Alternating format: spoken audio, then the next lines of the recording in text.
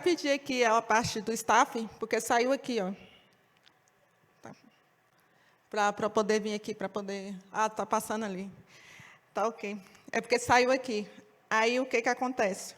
Aqui a gente vai dar continuidade, aqui a EBD, mas hoje a gente está iniciando a introdução e o capítulo número 1 de Apocalipse. Só que o capítulo 1 de Apocalipse, ele está englobado, tem toda a introdução dentro dele. De tão especial que é esse livro, ele engloba exatamente tudo que a gente precisa saber de introdução com relação ao livro de Apocalipse. Por isso que não vai ser feita uma introdução. Dentro dos próprios versículos do capítulo 1, vai ser mostrado toda a questão introdutória desse livro. Então, primeiramente, eu vou falar algo aqui muito especial hoje. Eu vou fazer uma aula dinâmica, porque eu gosto da aula do livro de Apocalipse e eu preciso da participação de todo mundo. Então, o que vai acontecer? Quem tem a revista aqui? Quem tem a revista? Olha, tem algumas pessoas que têm a revista. E quem já leu? Nossa, todo mundo leu, aí ninguém. E aí, o que acontece? Como ninguém leu, então, o que eu vou fazer? Vocês vão ler hoje, não tem problema. Então, o que eu vou fazer? Aqui na revista 1, eu peço da revista de Apocalipse, eu peço que vocês abram na página 5. Porque eu vou pedir a participação de vocês, porque o que acontece? Eu vou fazer aqui a exposição, versículo por versículo, do que for possível ministrar hoje. São 20 versículos no capítulo 1, e dentro dos 20 versículos, eles vão ficar um pouco extensos, porque vai ter a parte introdutória englobada no capítulo 1. Então, o que vai acontecer? Eu vou ler aqui o versículo 1, que fala assim, eu peço que vocês abram, a minha versão é a NVT, porque das versões todas eu achei a mais adequada dentro da língua grega, porque o Novo Testamento é escrito em grego, o Antigo Testamento é em hebraico. Então, aqui dentro do grego, a NVT eu achei mais adequada pelo sentido original do texto. Então, eu vou ler aqui o versículo 1, eu peço que vocês abram em Apocalipse, capítulo 1. Revelação de Jesus Cristo, o qual Deus lhe deu para mostrar aos seus servos as coisas que brevemente devem acontecer. E pelo seu anjo as enviou e as notificou a João, seu servo. Senhor, aqui está a tua palavra, que o Senhor venha falar conosco por meio dela, e que não seja eu, mas o próprio Espírito Santo que venha falar a cada um de nós essa manhã. Que o Senhor venha conduzir cada palavra e o Senhor venha nos ensinar, nos exortar e nos mostrar a verdade da tua palavra nessa manhã. É o que eu te peço em nome do Senhor Jesus, já agradecendo, porque eu sei que o Senhor está na condução de todas as coisas. Amém. Então, aqui, primeiramente, aí vocês abrindo na página 5, né?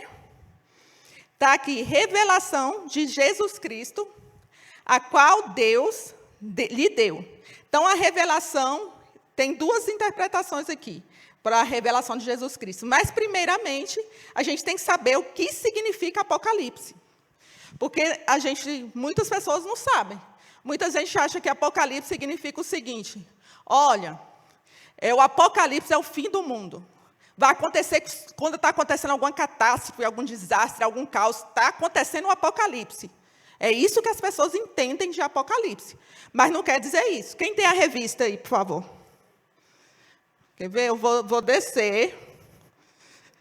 Quer ver? Vou pedir para alguém ler. Quem está aqui? A Gina. Lê aqui, Gina, o que significa Apocalipse. Está aqui, ó.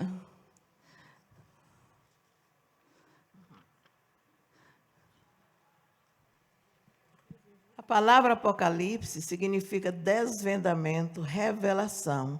Este livro traz a revelação de Jesus aos seus servos sobre as coisas que em breve devem acontecer. Ok, obrigada, Gina. Então, a gente viu aí que Apocalipse significa revelação. Mas, no grego, Apocalipse significa o quê? Porque está ali, ó. Apocalipse, do grego, que significa ali revelação, desvendamento de grandes verdades acerca de Jesus Cristo. E também vincula o livro a um tipo particular de literatura, que a gente vai ler o restante depois. Então, o que significa Apocalipse? Revelação.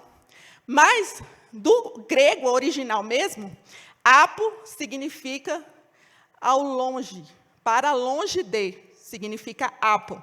E calipsos significa sombra.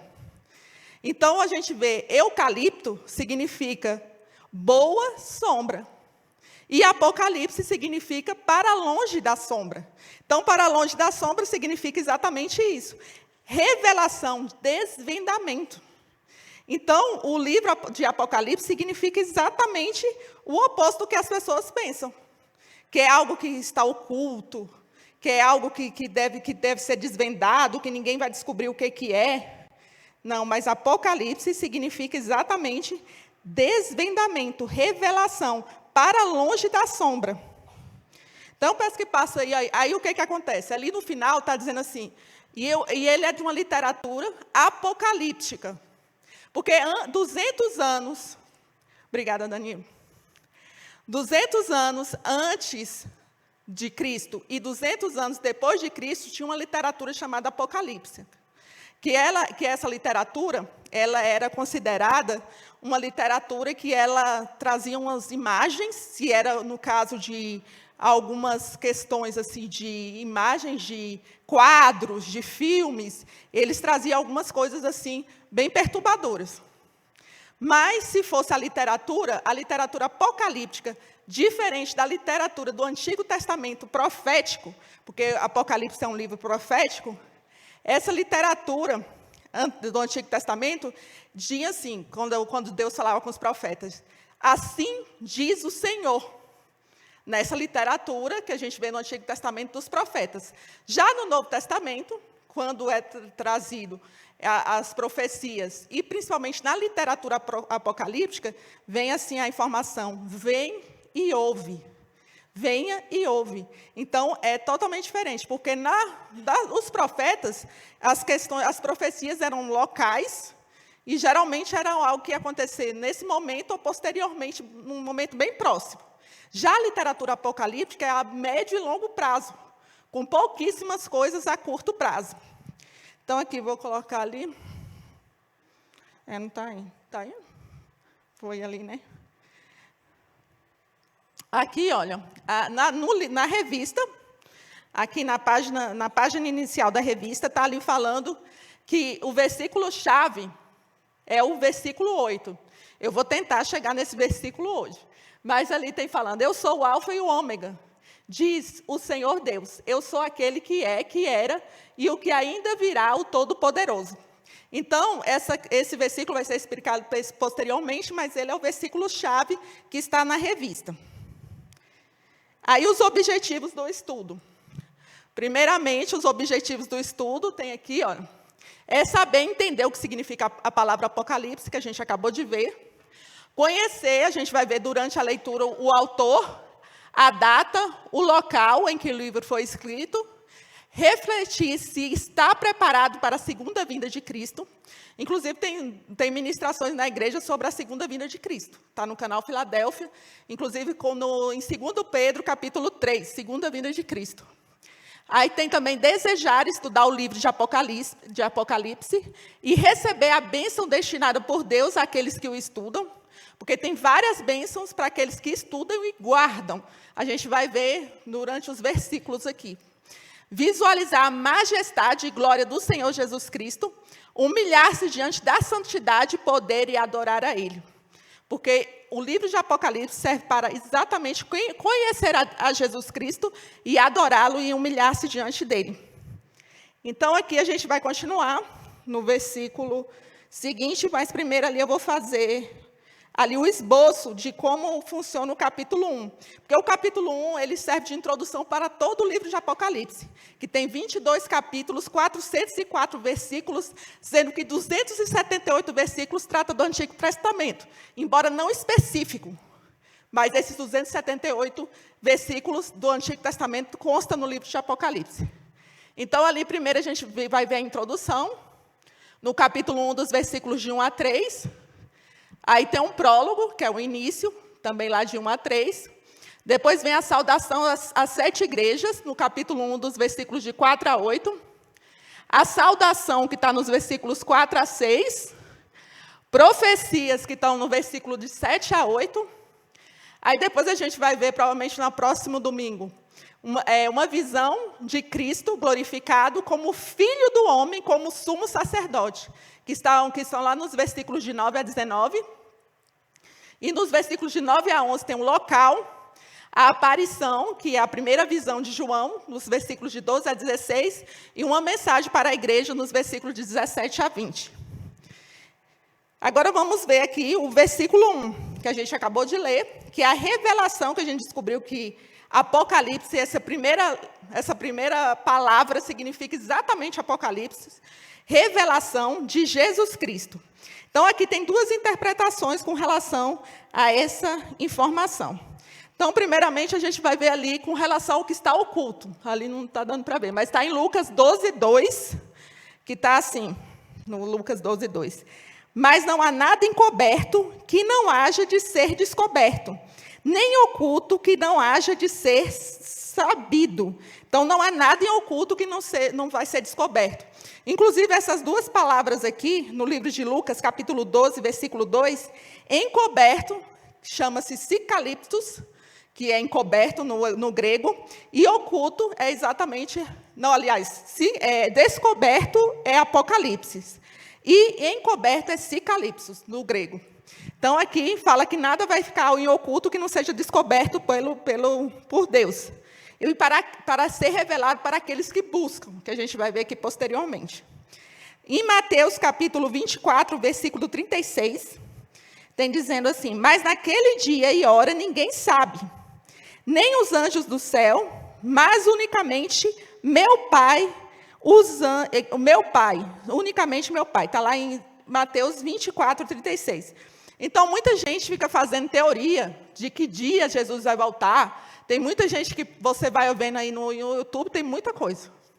Que eles fazem cálculo. Jesus vai voltar a tal data. Então, a pessoa fica olhando o jornal e abrindo a Bíblia. Olha, está acontecendo isso lá na Rússia. Deve estar isso aqui lá na Bíblia. Está lá em Apocalipse isso. Fica comparando a Bíblia com o jornal do dia a dia. Sendo que os apóstolos de Cristo estavam buscando e achando que a volta de Cristo ia ser naquela época. Todas as épocas as pessoas acham que Jesus vai voltar. E a gente tem que esperar Jesus como se fosse hoje. Por isso que a gente tem que estar preparado. E lá no Marcos capítulo 13, versículo 33 fala: estai de sobreaviso, vigiai, porque não sabeis quando será o tempo. Então, ninguém sabe quando vai ser o tempo. Por isso que a gente tem que estar preparada para qualquer situação. As pessoas devem estar preparadas para a volta de Cristo a qualquer momento. Aí, aí a gente vê, lá em Daniel, capítulo 2, versículo 28, fala que há de acontecer nos últimos dias.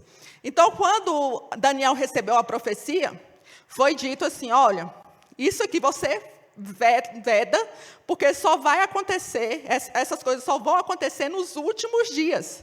Só que quando chega aqui em João, capítulo 1, fala que em breve irá acontecer. Então, da época de Daniel estava mais longe, da época de João estava mais perto. E quanto mais tempo vai passando, mais perto está a volta do Senhor, mais breve é a sua vinda. Aí aqui a gente vai ver agora quem são os destinatários do Apocalipse. A gente já viu o que significa. A gente já viu aqui que ele é para ser revelado para os teus servos, para aqueles que o buscam. E quem são os destinatários de Apocalipse? Inicialmente, ele foi endereçado para aqueles crentes da época de João, que estava sendo perseguido. E eles estavam suportando o martírio na época do apóstolo João. Então, o livro ele foi destinado para esses primeiros leitores. Mas ele abrange todos os crentes de hoje em dia. Independente se está sofrendo perseguição velada, ou perseguição, leve perseguição, ou moderada, ou aquela perseguição grave. Então, para todos os servos do Senhor, para todos os crentes, esse livro foi escrito. Agora eu peço que vocês gravem essa palavra martírio, que a gente vai ver posteriormente o que significa. Aí tem essa palavra e outra, que é para gravar depois. Aí ali tem falando assim, as coisas, porque a gente leu aqui, no versículo 1, que é a revelação de Jesus Cristo. a qual Deus lhe deu para mostrar aos seus servos as coisas que brevemente devem acontecer. Então, esse brevemente deve acontecer, está ali, ó. As coisas que breve devem acontecer, pois o tempo está próximo. E ali tem vários versículos que falam dessa brevidade da volta de Cristo. Então, ali, ó, mais amados, tem 2 Pedro, capítulo 3, versículo 8, que eu falei aqui no início, que tem ministrações aqui falando desse capítulo 3 de 2 Pedro, falando sobre a volta de Cristo. Aí fala, mais amados, não ignoreis uma coisa, que um dia para o Senhor é como 1000 anos, e 1000 anos como um dia. Então, o que acontece? A volta de Cristo, a brevidade de Cristo não é a mesma brevidade para cada um de nós. Porque para a gente, a brevidade, o tempo é cronológico. O tempo vai passando aos poucos. Já para Cristo, pode durar 1000 anos. E um dia pode durar 1000 anos e 1000 anos como um dia. Então, o tempo de Deus é um tempo kairos, que é um tempo de Deus. É o tempo que Deus destina para cada coisa. E tudo está no controle de Deus. Aí, em 1 Tessalonicenses, capítulo 4, versículos 16 e 17. Porque mesmo o Senhor descerá do céu com alarido e com voz de arcanjo, e com a trombeta de Deus, e os que morreram em Cristo ressuscitarão primeiro. Depois nós, os que ficarmos vivos, seremos arrebatados juntamente com eles nas nuvens, a encontrar o Senhor nos ares, e assim estaremos sempre com o Senhor. Então, aqui está falando que quando Jesus voltar, os que estão mortos vão ressuscitar, e os que estão vivos, eles vão ter o corpo glorificado e encontrar com Jesus nos ares. Então, aqui, esse versículo, a gente vai ver posteriormente, porque tem várias interpretações com relação ao livro de Apocalipse, em alguns versículos, que cada um interpreta de uma forma. Então, por exemplo, aqui nesse caso, aqueles que a gente vai ver posteriormente, por isso que eu peço que guardem esse versículo, versículos 16 e 17 do capítulo 4 de 1 Tessalonicenses. Porque a gente vai ver posteriormente que tem umas pessoas que interpretam que a vinda de Jesus, a segunda vinda de Jesus, são em 2 etapas. E outros acreditam que é em uma etapa só. Já que, aí no Mateus capítulo 24, versículo 14, as boas novas a respeito do reino serão anunciadas em todo o mundo para que todas as nações as ouçam. Então virá o fim. Então aqui, alguns intérpretes entendem que para que Jesus volte, a palavra tem que ser ministrada para todo mundo primeiro, antes de Jesus voltar. E aqui, no capítulo 21, versículos 35 e 36, diz, porque virá como um laço, virá de repente, sobre todos os que habitam na face de toda a terra. Vigiai, pois, em todo o tempo, orando para que sejais havidos por dignos de evitar todas estas coisas que hão de acontecer e de estar em pé diante do Filho do Homem. Então, aqui fala a observância de vigiar e estar preparado para a volta de Cristo, independente de quando seja, para que nós estejamos perto do Filho do Homem. Aí, aqui a gente vai fazer um resumo de como funciona aqui esse versículo, o versículo 1 do capítulo 1 de Apocalipse, que faz toda a parte introdutória também. Então, ali a autoria e data. Primeiramente, essa mensagem vem de quem? De Deus Pai. A fonte da palavra do livro de Apocalipse vem do próprio Deus. E ela é sobre quem? Jesus Cristo. E não é só sobre, porque essa palavra aqui que diz revelação de Jesus Cristo tem 2 interpretações. Primeiramente, ela pode vir falando sobre o próprio Jesus, e também ela pode vir do próprio Jesus. Então, tem essas 2 interpretações, falando sobre Jesus, que realmente o livro de Apocalipse fala sobre Jesus, e ela é uma palavra que vem do próprio Jesus, é uma revelação dada por Deus, que é a fonte, com o objetivo de revelar as coisas que ainda virão, que Jesus recebe, e ali, por meio ali, ó, ela é inspirada pelo Espírito Santo, e é entregue, primeiro Deus entrega para Jesus, e Jesus entrega para um anjo, que é o mensageiro. E esse mensageiro que passa a palavra para João, que é recebida por João, e o destino são os servos de Deus, os servos de Cristo que recebem essa palavra. Aí ali a gente viu a autoria, aliás, a autoria a gente não viu, né? Depois de eu falei isso tudo, agora eu vou perguntar. Quem é o autor do livro de Apocalipse? Quem sabe? Quem? Quem? Quem quer responder? Levanta a mão. Ninguém levantou a mão, ué. Quem? Ali um corajoso. Quem é o autor do livro de Apocalipse? Como é teu nome? Francisco. Francisco é corajoso. Quem é o autor do livro de Apocalipse? João. João. Pois é, João recebeu o livro de um anjo e ele pegou, ao receber esse livro de Apocalipse, ele escreveu o livro de acordo com o que ele viu e ouviu de Jesus. Quem é o autor do livro? Vamos ler aqui. Revelação de Jesus Cristo. A autoria do livro é Jesus. João escreveu, mas o autor do livro é Jesus. E João escreveu, mas todo mundo acha que foi João mesmo. Mas aí o autor é Jesus e quem escreveu foi João. Aí depois eu vou perguntar mais. Aí depois aqui que ele escreveu, vamos seguir aqui no versículo 1, no capítulo 1, versículos 2 e 3. Então aqui, aí João, que relatou fielmente tudo o que viu. Este é seu relato da palavra de Deus e do testemunho de Jesus Cristo.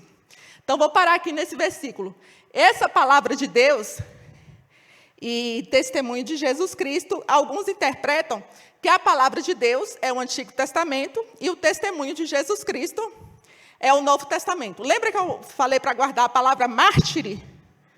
Agora vocês guardam testemunho, que aí a gente vai linkar depois, tá? Aí aqui, a gente vai ver aqui que ele relatou, João relatou fielmente tudo o que viu e ouviu. E este relato foi de Deus, da palavra de Jesus Cristo. Mas antes aqui, o que acontece? A gente viu ali no versículo 1, assim, que Deus deu a Jesus a palavra para mostrar aos servos os acontecimentos que ocorrerão em breve. Em breve a gente viu que brevemente vai acontecer, e o breve nosso não é o breve de Deus. Agora, os servos, é aqueles servos que estão firmes com Jesus. Não é qualquer servo, é um servo, teve o servo João, e os servos são aqueles servos de Jesus, aqueles que seguem a palavra de Deus, aqueles que andam na vontade de Deus. E a gente vai ver posteriormente como funciona, como que é um servo, como procede um servo. E ele enviou o anjo, esse anjo aqui, que significa mensageiro, o anjo entregou para João para apresentá-la Jesus entregou o anjo para apresentar ao seu servo João, e ele relatou fielmente em Apocalipse o que ia acontecer. Tudo que ele viu, ele relatou no livro de Apocalipse, na palavra de Deus e no testemunho de Jesus Cristo. Então, a palavra de Deus pode ser considerada dessa forma que eu expliquei anteriormente, mas pode ser toda a palavra de Deus e testemunho de Jesus Cristo. A gente vai ver posteriormente o que significa junto com Marte, porque essa palavra é muito profunda aqui, testemunho de Jesus Cristo. Aí aqui a gente vê, feliz, seguindo aqui o versículo 2 e 3 de Apocalipse, do capítulo 1, feliz, em algumas versões está bem-aventurado, é aquele que lê as palavras desta profecia, e felizes são aqueles que ouvem sua mensagem e obedecem ao que ela diz, pois o tempo está próximo. Aqui a gente vê de novo, o tempo está próximo. Então, a gente viu lá que quando Deus entregou a revelação para Daniel, ele falou para vetar a revelação. Mas para João, ele falou, a revelação está próxima. Então, como a revelação está próxima, pode ser a qualquer momento a volta da segunda vinda de Cristo. Quando Deus passou para Jesus, que passou para o anjo, que passou para João, essa revelação. E a gente vê que as bem-aventuranças tem 7 no livro de Apocalipse. Porque 7 a gente vai ver que é um número de perfeição, de plenitude, de completude no livro de Apocalipse. E ali a gente vê ali as 7 bem-aventuranças no livro de Apocalipse, sendo que eu marquei ali, aqui se refere a essa, que está meio ali, ninguém consegue ver, vai ser ali esse capítulo aqui mesmo. Capítulo 1, versículo 3, que fala dessa bem-aventurança aqui. Feliz aqueles que ouvem, aquele que lê as palavras desta profecia E felizes são aqueles que ouvem. Aí você pensa assim, mas aquele que lê está no singular. E aqueles que ouvem e obedecem está no plural. Por quê? Que está no singular o que lê, todo mundo não lê? E todo mundo não ouve e obedece? Por que lê está no singular e ouve e obedece está no plural? A gente vai ver daqui a pouco. Eu estou deixando sempre no suspense, né? Tem um monte de coisa aí. Aí depois, se eu esquecer, vocês me perguntam. Aí aqui, além desses 7 aqui, das 7 bem-aventuranças, tem aqui, olha o tanto de 7 que apresenta no livro de Apocalipse. 7 igrejas, 7 estrelas, 7 anjos. Olha o tanto de 7. Muito 7. Porque significa exatamente essa completude, porque a obra de Deus é perfeita. É tudo completo, tudo na plenitude.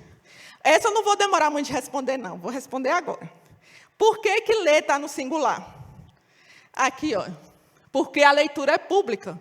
Porque naquela época não existia a Bíblia assim fácil para ler. Então, quem já viu aqui filmes, ou sabe da história, ou lê a Bíblia mesmo, sabe que eles pegavam na sinagoga, no templo, eles abriam o livro e liam perante todo mundo. Mesmo porque muitos não sabiam ler. E outros não tinham acesso, como tem hoje, fácil acesso à palavra de Deus. Então, aquele que lê está no singular, porque é aqueles que liam em público. Por isso que eu estou pedindo a participação de vocês. Porque aí vocês vão ler e vão ser bem-aventurados. E tomou o livro da aliança e o leu, aqui está lá em Êxodo 24, 7. E tomou o livro da aliança e o leu aos ouvidos do povo. E eles disseram, tudo que o Senhor tem falado, faremos e obedeceremos. Por quê? Porque além de ler, aqui a gente vê, olha, porque aqueles que lê, está vendo aqui, ó, deixa eu ver aqui, e testificou da palavra de Deus, dos testemunhos de Jesus Cristo, bem-aventurado aquele que lê e aqueles que ouvem as palavras dessa profecia e guardam as coisas que nela estão escritas. Esses são os verdadeiros servos. Não é somente quem lê e ouve, porque eu estou lendo aqui e vocês estão ouvindo, mas o principal é obedecer. É guardar a palavra e obedecer. Esses são os verdadeiros servos que está aqui no versículo 1, que fala, mostrar a seus servos. Os servos é aquele que lê, que ouve, mas principalmente aqueles que guardam, que obedecem à palavra de Deus. E também tem no Antigo Testamento e no Novo Testamento essa informação.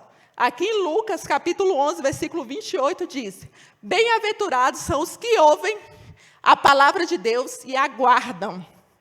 Então, não é só quem lê e ouve, é quem guarda, absorve a palavra de Deus e, principalmente, obedece à palavra. E para você ler, guardar e obedecer à palavra, todo mundo aí está guardando mártir e testemunho, né? Guarda aí, porque isso aí só vai ficar para a semana que vem, provavelmente. O que lê, guarda e obedece. Aí, o que acontece? Aqui fala bem assim, revelação, a gente viu aqui, o versículo 1, o versículo 2, que fala de tudo que tem visto. Bem-aventurado aquele que lê, que ouve as palavras dessa profecia e guarda as coisas que nela estão escritas, porque o tempo está próximo. Volta de Cristo. Está lá em João 14, 3. E quando eu for, eu vou vos preparar lugar, virei outra vez e vos levarei para mim mesmo, para que onde eu estiver, estejas vós também. Então, aqui fala da volta de Cristo, que Jesus prometeu que ele vai voltar. Ele prometeu e o que Jesus promete, ele cumpre. E para a gente ler, para a gente ouvir, guardar e obedecer à palavra de Deus, para que a gente venha cumpri-la e sermos uns servos fiéis de Deus, para que quando ele volte e a gente esteja preparado, a gente tem que entender como funciona a palavra. Porque a palavra de Deus, aqui a gente está falando daquele que lê, que ouve, que guarda o Apocalipse. Só? Não. De Gênesis a Apocalipse. Aquele que lê e guarda e obedece à palavra de Deus, ele é bem-aventurado porque obedece, porque cumpre a palavra de Deus. E a palavra de Deus é um manual que serve para a nossa vida e que serve para que a gente venha ser feliz e bem-aventurado. E bem-aventurado, o que significa? Porque muitos acham que bem-aventurado, feliz, é quando você consegue aquele emprego que você queria, quando você consegue aquele carro, quando você consegue aquele bem que você queria, como você consegue algo que você está almejando e consegue. Não. Feliz, bem-aventurado é aquele que, independente das circunstâncias, está feliz com Cristo, como diz lá em Filipenses, e como a gente viu aqui em Salmos, nos Salmos também fala, aquele salmo logo no início, que fala bem assim, o Senhor é meu pastor, e muitos falam, e nada me faltará. Quer dizer que porque o Senhor é teu pastor, nada vai ter que te faltar, você vai ter que estar super bem do jeito que você quer? Não. Às vezes te falta algo, mas quem não te falta é o Senhor. Então, aqueles que são bem-aventurados, são felizes, é aqueles que, dependente das circunstâncias, eles estão felizes com Jesus, eles estão felizes com Cristo. Esses são os verdadeiros servos. E para entender tudo isso, a gente vai agora para a estrutura de Apocalipse. Porque a estrutura de Apocalipse ela é muito interessante, vocês vão achar impressionante. Aqui, ó, a introdução de Apocalipse, ela reverte ali para o final, para a conclusão.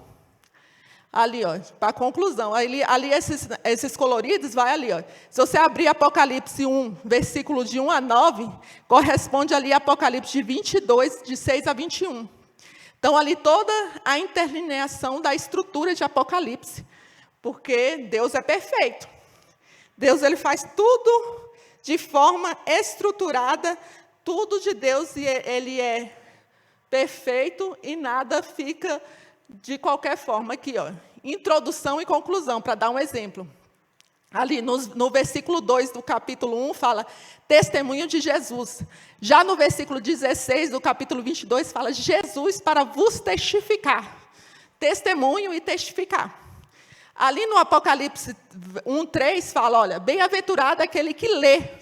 Já no 22:7 fala, bem-aventurado aquele que guarda. Então, o que lê, porque no 3 também fala aquele que lê, ouve e guarda. Já no 7 fala aquele que guarda, aquele que observa, aquele que cumpre. E ali no Apocalipse 1:7 fala, eis que vem. E lá no 22:12 fala, e eis que venho. Aí fala que no 8 do capítulo 1, eu sou o alfa e o ômega. Já no 22:13 fala, eu sou o alfa e o ômega. Então, é tudo interlineado ao livro de Apocalipse. E o livro de Apocalipse, tanto que eu falei que ele tem 278 referências do Antigo Testamento. Não assim quando algum evangelista cita, assim disse Isaías, assim para se cumprir, disse o profeta Ezequiel. Não. Aqui ele não cita, mas se for estudar, tem citações de vários profetas do Antigo Testamento. Inclusive, o livro de Daniel, no Antigo Testamento, é o 27º. É o 27º livro de Daniel, que é considerado o Apocalipse do Antigo Testamento. E o Apocalipse é o 27º livro do Novo Testamento. Então, está tudo interligado. Então, aqui, ó, a gente vai ver aqui, a estrutura aqui, só para comparar de novo. Eu só vou pegar o capítulo 1 que é o que eu estou fazendo, porque tem os outros capítulos aqui, os outros professores que vão ministrar. Então, ali, Jesus no meio dos 7 castiçais. Aí, Jesus é sua lâmpada, do 21, 23. Aí, seguindo aqui, a gente vai ver a estrutura, que é considerada estrutura de quiasmo. Em quiasmo, ali, ó, que tem a introdução às 7 igrejas, ali, todos os 7, e em quiasmo significa que essa parte central, que é a principal, ali o grande conflito, as últimas pragas, a queda da Babilônia, mas ali o principal, ali a segunda vinda de Cristo. Então, é a forma de quiasmo, que é uma forma que o povo hebreu costumava muito usar. Aí aqui vem o diagrama de eventos, que tem ali 7 igrejas, 7 selos, 7 trombetas, grande conflito, 7 últimas pragas. Aqui é como que forma o livro de Apocalipse. Só que o que acontece? Esse formato aqui, a gente vai entender posteriormente quem mais usa eles. Porque, geralmente, alguns intérpretes usam o livro de Apocalipse de forma sequencial, de forma cronológica, de forma progressiva e cronológica. Da forma que está, eles leem da forma que está. Então, vamos supor, tem as sete selos. Segue os 7 selos. Termina o 7º selo, começa ali as 7 trombetas. Aí vem as 7 trombetas. Terminando a 7ª trombeta, vem as 7 taças. Aí vem as 7 taças, tudo na sequência, de forma cronológica. Já alguns outros intérpretes entendem que é de forma intercalada. Ela não é de forma sequenciada. Que a gente vai ver aqui posteriormente esse tipo de interpretação. Que ela, por exemplo, começa aqui, os selos. O primeiro selo é como se fosse correspondente à primeira trombeta. E a primeira trombeta correspondente à primeira taça. Aqui é essa estrutura, que são as 8, porque eles falam que a introdução, tem uma parte que a introdução dessas 8 partes, ela começa no céu, aí tem ali a descrição profética, um intervalo, tem outro intervalo e a conclusão profética. Por qual motivo? Porque eles acham que dessa forma é de forma progressiva. Então, as coisas vão acontecendo e mais informações vão sendo dadas para que seja mais esclarecido o livro de Apocalipse. Ali é a mesma coisa, só que de forma colorida. E é assim que funciona, que eles falam. Cena introdutória no céu, descrição profética, tem alguns intervalos que chamam de interlúdios no livro de Apocalipse, e a conclusão profética. E isso dessa forma concatenizada que eles fazem. Então, eu vou explicar agora os métodos de interpretação do livro de Apocalipse. E aqui, a gente vai adotar os 2 que são os que os estudiosos mais usam, a maioria usa. Então, são 2 tipos que a maioria usa. Então, vou ler aqui o método de interpretação. Então, vou ler esse texto aqui para vocês entenderem. Porque Cristo tem um controle da igreja em suas mãos. Aqui tem uma descrição de Cristo, que morre, ressuscita e vai voltar. A morte e a ressurreição de Cristo são o começo da era cristã. E a sua segunda vida é o término desta era.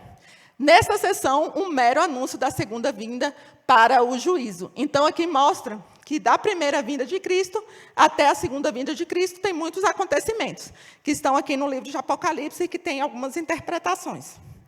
Então, vamos começar com o primeiro método. O primeiro método de interpretação chama-se preterista. Então, alguns acham que tudo que foi profetizado no livro de Apocalipse já aconteceu. Tudo já aconteceu. Então, eles acham que não tem nada mais para acontecer, porque tudo já aconteceu ali até o ano 70 depois de Cristo. Eu não vou entrar muito assim nos pormenores dessa interpretação, o que é a favor, o que é contra, porque o objetivo aqui não é colocar, defender nenhum ponto de vista. É só colocar o que eles entendem e a gente vai pegar nos pontos aqui do livro de Apocalipse os 2 principais que são mais visíveis. Tem um método idealista, simbólico ou místico, que eles acreditam que os símbolos ali do Apocalipse são muitos símbolos. Eles acham que são lições espirituais e morais, que vem no livro apresentações simbólicas do conflito entre o bem e o mal. Então, eles acham que é somente o conflito entre o bem e o mal o que está escrito em Apocalipse. Ah, sim, eu não falei o autor. Vamos voltar aqui. Eu falei aqui, gente, eu esqueci de falar um negócio, que é importante.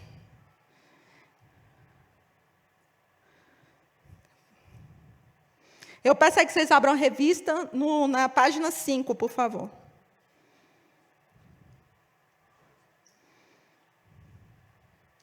Na página 5, eu peço que vocês abram o livro. A revista, por favor, na página 5, onde tem autoria e data, por favor. Alguém quer responder? Quem é aqui onde está? Não, alguém quer ler, por exemplo, aqui, ó. Onde está autoria e data, eu peço que vocês leiam aqui já esse finalzinho aqui. Quem é autor já foi a data do livro de Apocalipse. Essa última frase, quem quer ler? O pastor Roberto vai levar o microfone. Onde tem autoria e data, eu peço que eles deem a última frase.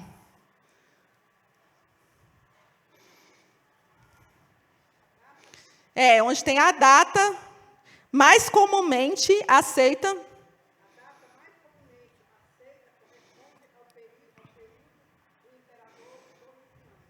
Isso, que é de...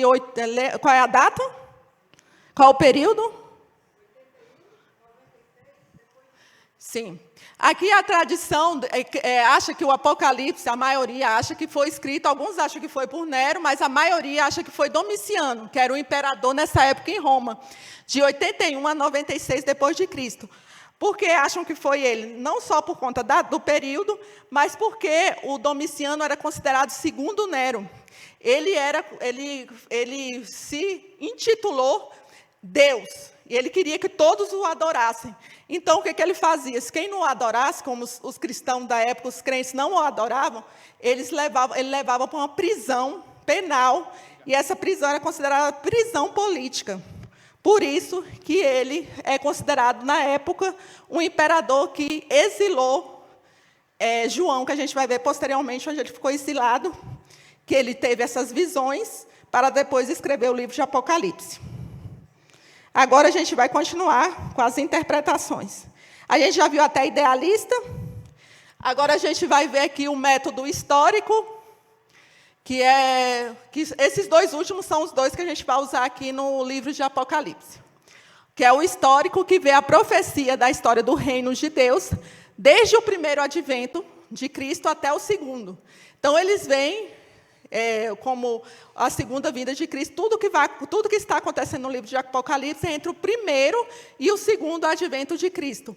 E por ser um livro cheio de símbolos, imagens e números, ele está dividido em 7 seções paralelas e progressivas, que foi o que eu expliquei, que eles vão, primeiro, entender que começa no primeiro selo. Aí a primeira trombeta é como se fosse continuação do primeiro selo, só que de forma mais clara. E isso vai se abrangendo, a gente vai vendo aqui durante as exposições dos capítulos do livro. Então, ali eu frisei ali a primeira sessão, de 1 a 3, que são os 7 candeeiros, que é o que a gente está vendo agora. Então, o que eles acreditam? Então, é dividido dessa forma o livro de Apocalipse pelos historicistas, que tem esse método de interpretação, que tudo o que acontece entre a primeira e a segunda vinda de Cristo, e é dividido assim o livro de Apocalipse. Tem esses capítulos, aí tem os 7 candeeiros, que a gente está vendo hoje o capítulo 1, depois segue até o capítulo 3, aí depois vem os outros capítulos, geralmente são 3 capítulos por sessão, alguns acham que são 8 sessões, mas a maioria entende que são 7, inclusive ali os 7 selos, as 7 trombetas, a tríade do mal, as 7 taças, a derrota dos agentes do dragão e o reino de Cristo.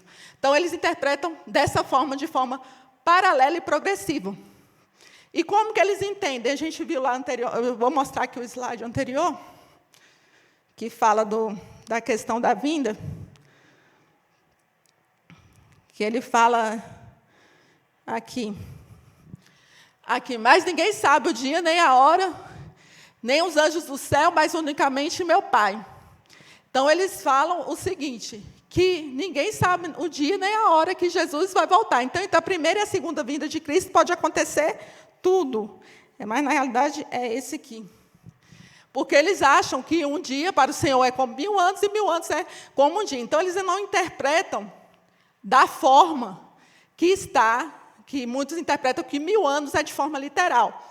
A gente vai ver, quando for ver o milênio, que eles interpretam 1000 anos como se fosse simbólico, como não fosse 1000 anos mesmo.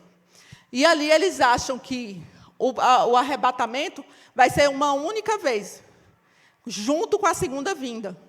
Eles não acreditam que vai ser o arrebatamento, uma fase, para depois vir a segunda vinda de Cristo, como acredito que a gente vai ver posteriormente, sem ser os historicistas. Então, eles acreditam que a primeira vinda teve, depois tudo acontecendo entre a primeira vinda e a segunda vinda é junto com o arrebatamento. Aí, agora a gente vai ver os futuristas. Aqui, os futuristas, que é o segundo método de interpretação que a gente vai ver aqui, que é os historicistas e os futuristas. Os historicistas, só a título de curiosidade, quem é historicista, dos livros que a gente está adotando, é o Hernandes Dias Lopes, que ele é considerado reformado. Os pentecostais acreditam mais no método futurista.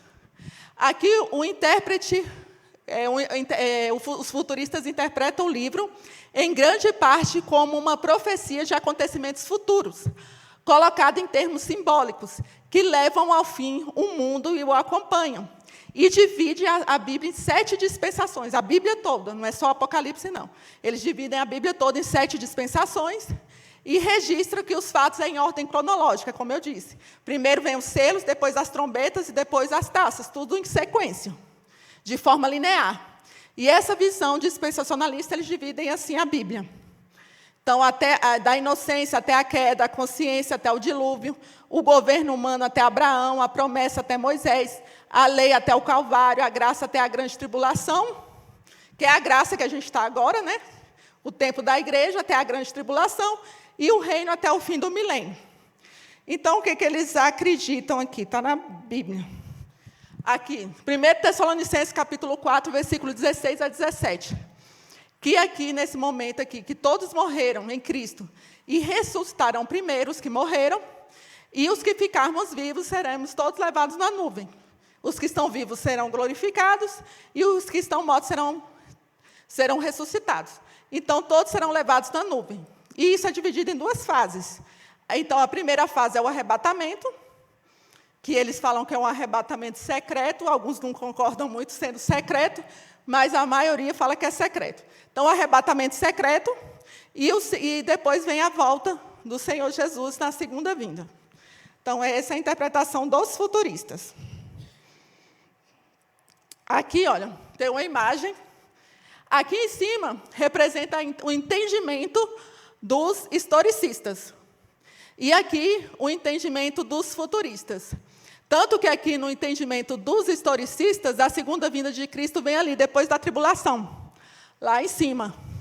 E aqui os futuristas acreditam que a segunda vinda de Cristo é aqui antes da tribulação, logo aqui, anterior aqui à tribulação. Então, tem esses 2 mapas.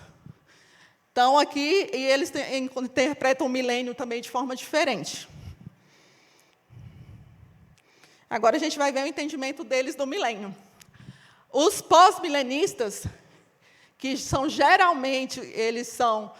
os pós-milenistas que a gente vai descartar, igual a gente descartou lá os preteristas e aqueles que tratam tudo como se fosse simbólico. Então, aqui os pós-milenistas. Para ele, a segunda vinda de Cristo se seguirá a um longo período de retidão e paz. O mundo vai ser cristianizado e que terá um grande e poderoso reavivamento. Então, eles acham que o mundo todo vai estar em retidão e paz e vai ter um grande reavivamento. Então, aqui são poucos que adotam esse posicionamento. E tem agora os amilenistas, que são os que vão ser adotados. Quem geralmente atende a essa interpretação de milênio são os historicistas. Então, ele é historicista amilenista. E é amilenista por quê? Porque eles não acreditam no milênio? Sim, eles acreditam no milênio, só que não de forma literal. Então, aqui é um período indeterminado que vai da primeira à segunda vinda de Cristo. E eles não interpretam o milênio de forma literal. Então, tanto eles acham que a gente já está no milênio. Porque entre a primeira vinda de Cristo até a segunda vinda de Cristo, está contando o milênio. Agora, o pré-milenista, que é o mesmo posicionamento de interpretação dos futuristas, que a gente vai adotar esses 2 últimos posicionamentos, é aqueles que acreditam que a segunda vinda de Cristo precederá o milênio. Ou seja, primeiro Jesus vai voltar, segunda vinda, então vai ser contado o milênio. Então, eles entendem o milênio de forma literal. Qual a diferença dos pré-milenistas dispensacionalistas, que são aqueles que são considerados extremados, dos ensinos dos amilenistas? Amilenistas são aqueles que são, ali no caso, são os historicistas. E os pré-milenistas são aqueles que são considerados futuristas. Qual a distinção? Primeiro, eles acham que a igreja e Israel, no tempo e na eternidade. Então, primeiramente, os pré-milenistas acreditam que haja diferença entre igreja e Israel. A gente vai ver isso durante os capítulos aqui. Então, eles acreditam dessa forma. Já os amilenistas, que são os historicistas, acham que Israel e igreja é a mesma coisa. Tanto que eles chamam a igreja do Israel de Deus. Aqui, o reino de Deus é adiado para o milênio terreno. Então, o reino de Deus, depois da segunda vinda, começa a contar para os pré-milenistas. Porque aqui está a diferença com relação aos pré-milenistas. Então, eles creem no arrebatamento secreto, foi colocado entre aspas, porque muitos não consideram dessa forma, seguido de uma segunda vinda visível. Então, primeiro é o arrebatamento, e depois vem a segunda vinda visível. Aí ele tem uma ideia de igreja que não passará pela grande tribulação, a igreja não passará, já os amilenistas acreditam que passam, e a ideia de que terá várias ressurreições, porque primeiro vai ser ressuscitado, quando a gente leu ali em 1 Tessalonicenses 4, 16 e 17, que tem a primeira ressurreição ali, e depois os outros que ficaram têm um corpo glorificado, e todos sobem nos ares. E depois vem, ali é o arrebatamento. E a segunda vinda de Cristo, então, vai ter provavelmente outras ressurreições. Então, eles acreditam em várias ressurreições, os pré-milenistas. Já os amilenistas acreditam só em uma ressurreição, porque eles acreditam que a segunda vinda de Cristo e o arrebatamento é junto. E a ideia de que haverá a chance de salvação depois da segunda vinda de Cristo. Então, depois da segunda vinda de Cristo, aqueles que ficarem, que eles acham que o arrebatamento vai à igreja, na segunda vinda de Cristo, então, quando Cristo voltar, tem os que se arrependerem e vão poder ir. Agora aqui, vamos ver. Aqui tem um quadro diferenciando os pós, os pré, o pré-histórico, os amilenistas, porque tem um pré-milenismo e um pré-milenismo histórico, que eles têm uma diferenciação. Então, depois vocês leem para ver a diferença. E aqui tem um quadro de como funciona o milênio para cada uma deles. Aqui os amilenistas acreditam que o milênio já está acontecendo entre a primeira e a segunda vinda. Já ali, os pós-milenistas acreditam que só depois que tiver paz e que for divulgada a palavra que começa um milênio. E aqui, depois, os pré-milenistas acreditam que tem a primeira vinda de Cristo, em secreto, depois vem ali o arrebatamento, né? E depois vem o retorno com a segunda vinda. E aqui vem o pré-milenismo histórico. Então, tem uma diferença aqui, que vocês podem ver depois no quadro, por causa do tempo. Aí a gente vê. Aqui o quadro da tribulação. Da tribulação, aqui, olha, o arrebatamento do pós-tribulacionista acredita que o retorno de Cristo é depois de toda uma evangelização. Aqui o pré-tribulacionista acredita que o retorno de Cristo é antes da tribulação. Está ali o homem antes da tribulação. Ali o retorno de Cristo, no meso, acredita que depois dos 3 anos e meio, porque esses são 7 anos de tribulação, nos 3 anos e meio que vai ter o arrebatamento, tem um agora chamado pré-ira. Pré-ira quer dizer que antes das taças é que haverá o arrebatamento. E tem um aqui que é totalmente interessante, que você vai sendo arrebatado parcialmente. Tem de tudo, cada hora eles inventam uma heresia nova. Aí aqui, agora a gente vai ver, deixa eu ver aqui. Eu peço aí que leiam o segundo parágrafo aqui não, esse daqui não. Aqui onde estão as coisas que em breve devem acontecer, pois o tempo está próximo. Está na página 6. Quem lê para mim, por favor? Tem assim, para os destinatários das cartas desse tempo. Para os destinatários das cartas, esse tempo provavelmente correspondia à perseguição que os alcançava, que seria seguida da segunda vinda de Cristo. Porém, para muitos, remete às perseguições que a igreja enfrentaria em tempos posteriores, como as que virão com o final dos tempos, partindo do pressuposto que o tempo do Senhor não é o nosso. Está vendo? Aí está falando exatamente da segunda vinda de Cristo, porque o tempo nosso não é o tempo de Cristo. Aí aqui, vem aqui falando sobre, aqui tem um organograma bem interessante, falando de cada uma das interpretações. Ali a interpretação que é literal e alegórico, aí tem ali as escolas de pensamento, aí tem falando sobre o milênio, a tribulação, aí tem todo esse quadro aqui que serve para vocês verem depois para o entendimento. Aí agora a gente vai ver aqui, versículos de 4 a 8, que fala sobre as 7 igrejas, só que não vai dar tempo, eu vou ter que terminar aqui. Mas aí, na semana que vem, a gente vai ver dos versículos de 4 até o versículo 20. É porque eu tive que fazer essa introdução para falar sobre essa questão da interpretação. Então, semana que vem, a gente vai ver a questão do martírio e do testemunho, e vai ver onde que João... Eu vou terminar com essa pergunta. Alguém vai responder aí, levanta a mão quem for responder. Onde que João escreveu o livro de Apocalipse? Levanta a mão aí para o pastor Roberto levar. Pode ser qualquer um. Oi? Alguém responde. O pastor Roberto vai levar. Onde ele estava? Quando ele escreveu o livro. Oi. Ele estava preso na colônia penal de Patmos. Sim. Ele estava quando ele teve a visão. Isso. Mas ele não escreveu na ilha de Patmos. Ele estava preso em Patmos quando ele teve a visão, mas ele escreveu em Éfeso, porque ele saiu de lá e escreveu lá. E isso a gente vai ver semana que vem, então guarde aí martírio, testemunho e essa questão com relação aqui, ó, com relação aqui a gente vai ver aqui onde fica Patmos e as 7 igrejas e essa questão toda. E agora vocês podem perguntar sobre essas várias coisas aqui.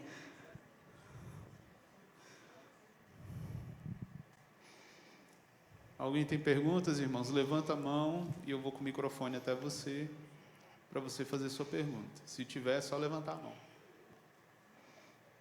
Lá do outro lado, o irmão Geilson vai até você. Alguém quer perguntar?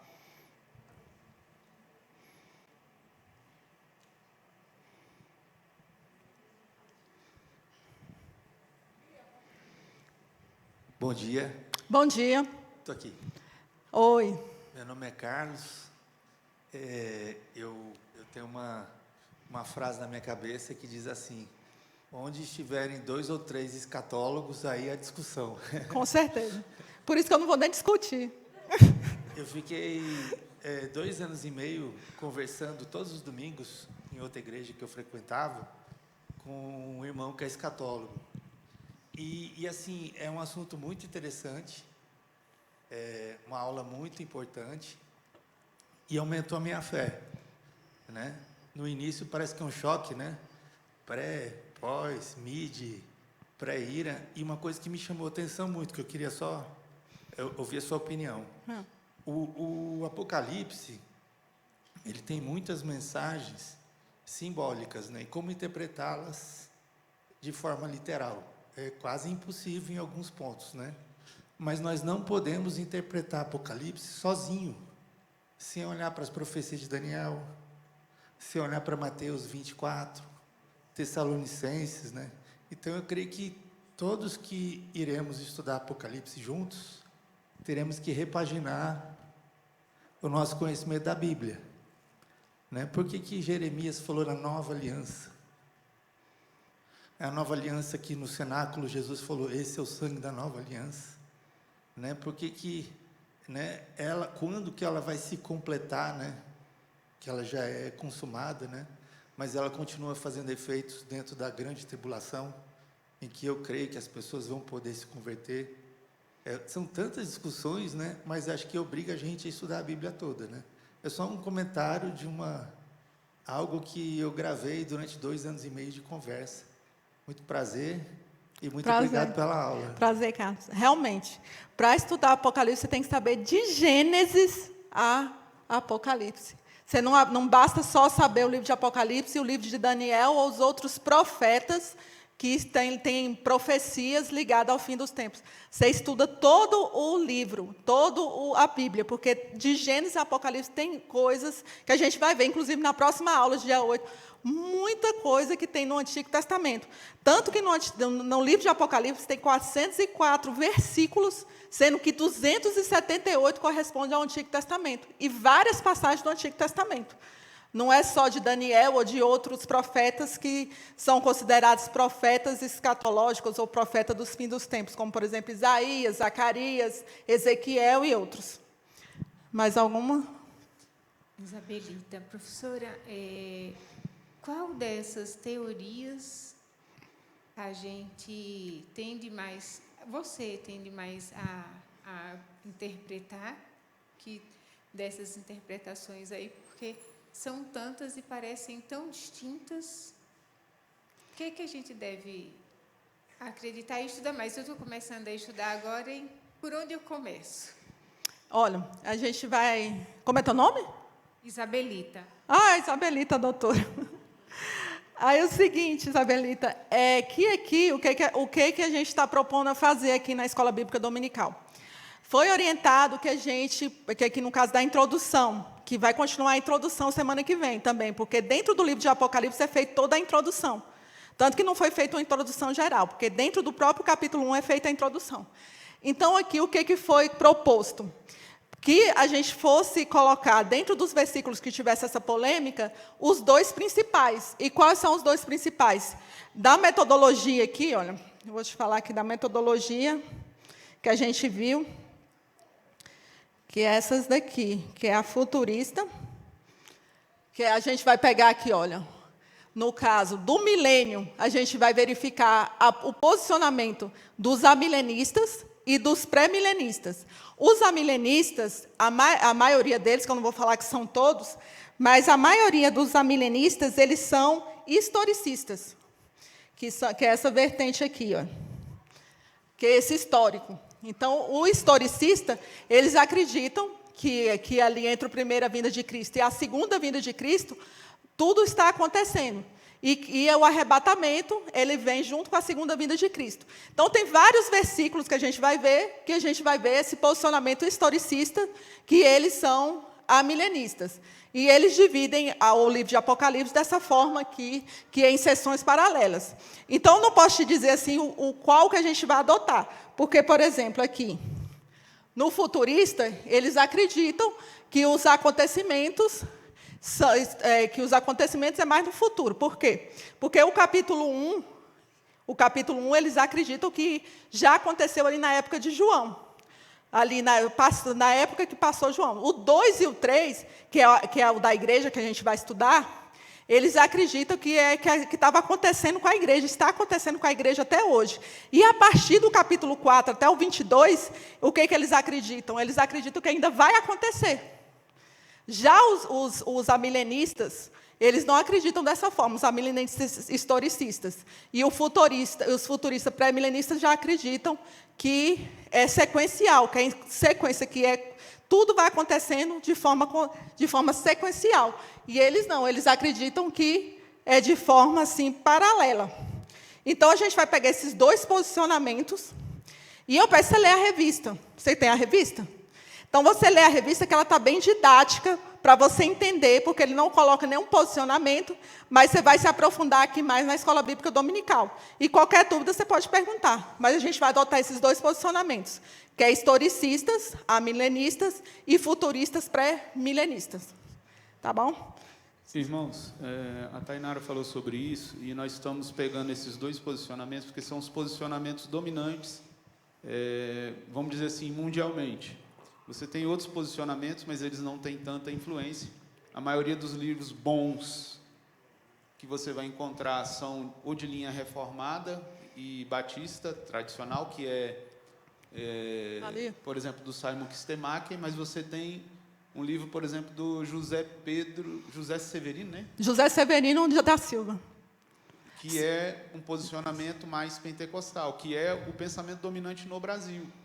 Porque o Brasil é uma nação que tem mais pentecostais do que, por exemplo, nos Estados Unidos. Os Estados Unidos veio de um posicionamento já mais conservador, mais ortodoxo, mais reformado.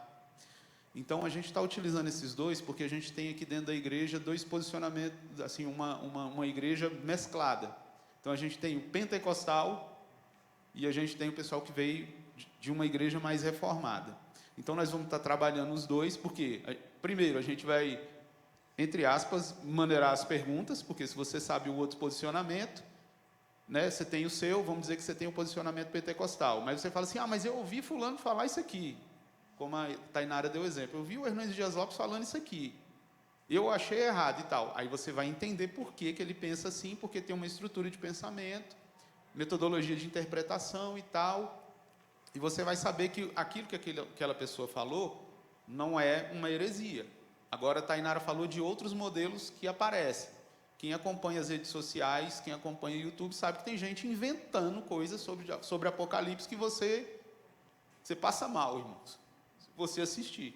Então, nós estamos pegando dois posicionamentos sérios, que têm historicidade dentro da igreja e dentro dos homens de Deus, porque a gente não constrói aquilo que a gente entende sobre a Bíblia, a interpretação sobre a Bíblia, com quem aparece agora. Não. A igreja, ela, ao longo da história, ela tinha esses dois posicionamentos, que sempre foram dominantes.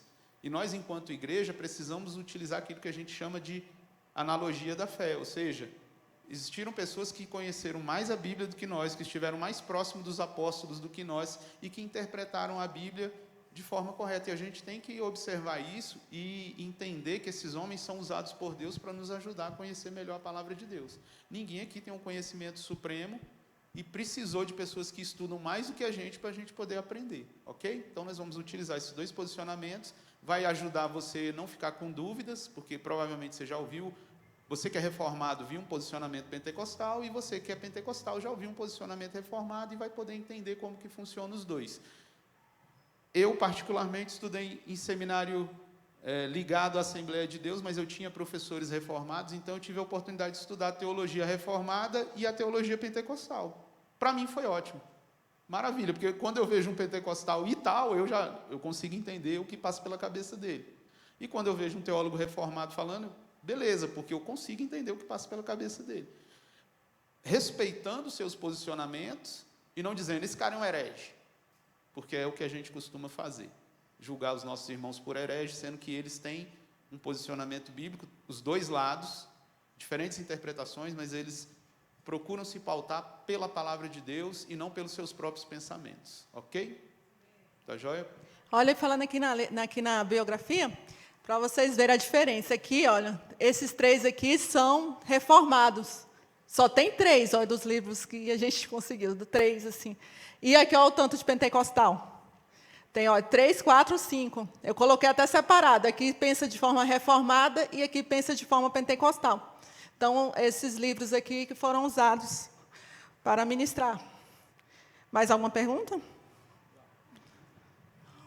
Bom dia. Bom dia. Eu me perdi nas anotações os 2 métodos de interpretação. Oi? Os 2 métodos de interpretação, preterista, você falou.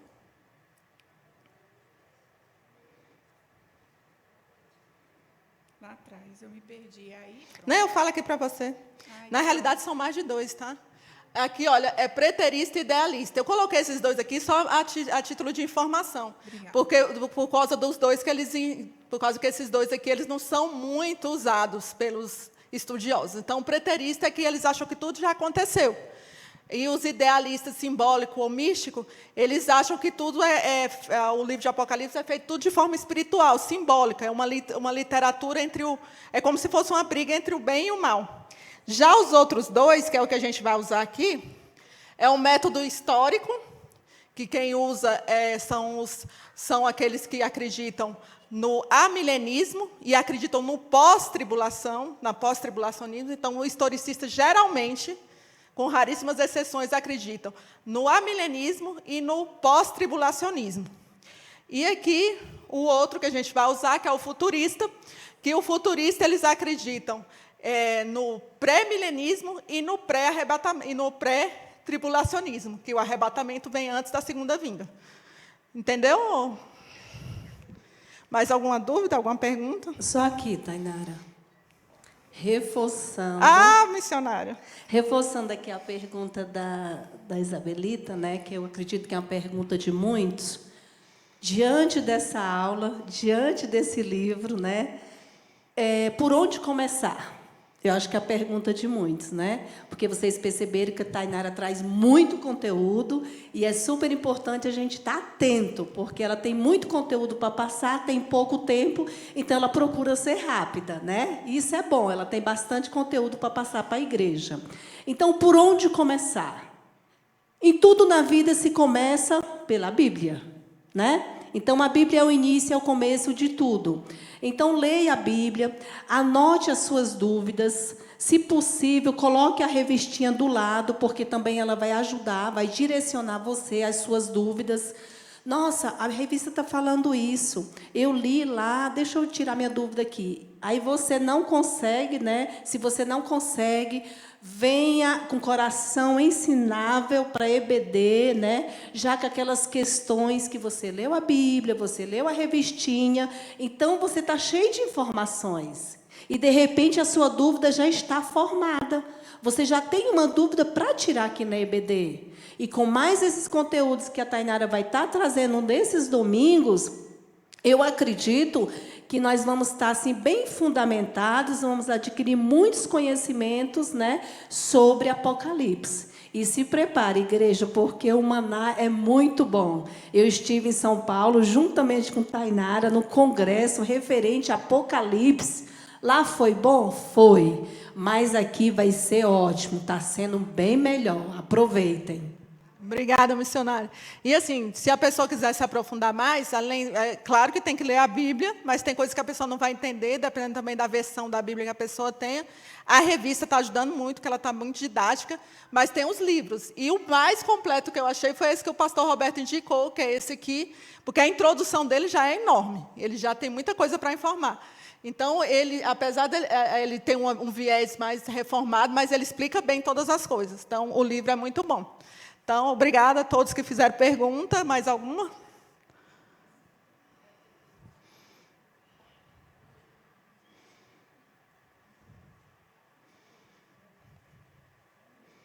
E obrigada pela participação dos que leram, tá? Obrigada.